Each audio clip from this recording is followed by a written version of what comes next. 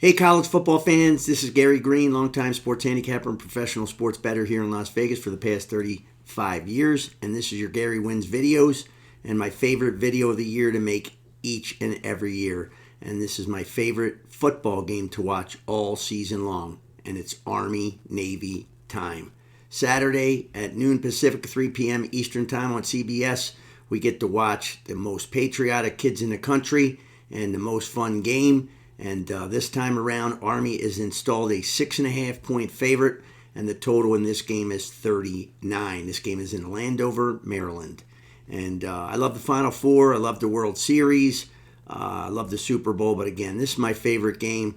What these kids endure and what they put through with their schedule on and off the field, and then the football on top of it. No kids in any sport across college put forth what these kids have to put forth, and you got to tip your hat. And it's hard to root for one or the other when you're really rooting for both. But the fun part about this season for these two teams, they have the most combined victories together now coming into this game all time. So, that's been a big successful season for both of these teams. The Navy team does come in with the all-time record of a 62 wins, 55 loss, 7 ties. So they have a little bit of an advantage. But Army is off the gem of all gem wins, as they were an underdog last week in the AAC title game against Tulane. And they kicked Tulane's ass up and down the field. And they will come in with a little bit of momentum in this game. But Army also on a 2-game huge winning streak. And I laugh saying that just due to the fact that for a long time it was Navy winning every year. But Army in the top 25 for 9 weeks straight this year. That is the most that has happened since 1958. And for Army, this is the Army-Navy. This is the trend of the year. The under is 17-1 the last 18 years. And if you've just been betting under in this game for 18 years, you have made a unbelievable large sum of money. And the amazing part of it is the one time it didn't cover was only because the game went into 2 overtimes. So this has been a game where, you can throw all the records out the window. I've said this before on all rivalry games. There is no bigger rivalry game than this. These two teams say beat Army, beat Navy every day of their life, basically. No other rivalry does that. Other people tell you it's that big. It's not even close. And of course, since they're basically running the same offense, the defense is already prepared, and they're working to prepare. There are other teams that work in the summertime a lot. There was a few teams this year that once a week they would prepare for that because, there's three academies, and they all basically run the same option, the triple option. So you have to be extra prepared for that. That's a tough one if you're not extra prepared. And even when you practice it, if you're not seeing it, once you see it, it's much different animal. But when you look at this situation right now, the money-making trend besides that has been the underdog cash-in at an alarming rate. The underdog is 22-6 the last 28 years between Army-Navy. And a lot of the games have been really close to pick-em type games. But this year, again, you have Army as almost a touchdown favorite. So we've seen a move there this year, and that game opened lower than that. So the early money has come in on Army. Now, when we look at the two teams, Navy has the number 80 offense, the number 80 defense. Army has the number 56 offense, but they have the number 10 defense in the country. The thing about their records is it's a little misleading because these two teams played basically the easiest schedules in all of college football this year.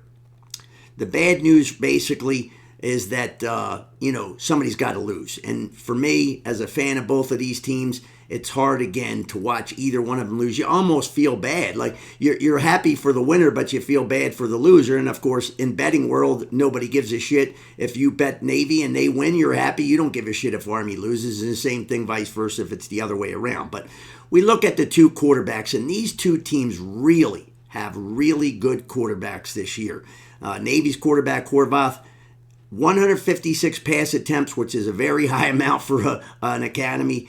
88 completions, 11 touchdown passes, 13 rushing touchdowns. This kid has been phenomenal. Army's quarterback Daly, 78 attempts, 45 complete. So he's passed it a lot less, half as much. But he's got 29 rushing touchdowns. He's going for the all-time record. He's got 8 touchdown passes as well. So these two kids have done everything and more for their respective teams on offense. And you got to tip your hat to both of them. As far as Navy goes, they rush for 247 yards per game. They pass for 128. Army rushes it for 314, and they pass it for 82 yards per game. One big advantage in this game, folks, is special teams. And special teams in a game of this stature could come into play. Maybe not for the spread, because it is a higher spread, but it could be if you're taking Navy and taking almost a touchdown here. And I would tell you to buy a half a point if you're getting 6.5 on Navy to make sure that you get the 7 points, which is a big deal because now you're going to almost push this game up to 10 points that you'd have to lose by unless it got dicey. But usually the dicey games when they go for the 2s is usually in a higher scoring game, not lower scoring games. So, but the special teams edge, Army is number 2 in the country and Navy is 116. So big edge to Army there. 8 of the last 10 games have been decided by 7-4, 4-1, 7-4, 3, and 6 points. So again, in those 8 games, if you had Navy, you would have won 6 of those games and you would have pushed 2 if you bought the half and got the 7, which is a big-time football number. The last 10 meetings, neither team has scored more than 21 points. And as far as the game comes in, on Saturday, Navy comes in very, very well rested off the bye, where Army, rarely getting into that title game in their conference, is getting in there, and so they're going to be coming off a shorter week, a bigger game. That was a tough game, even though they won big.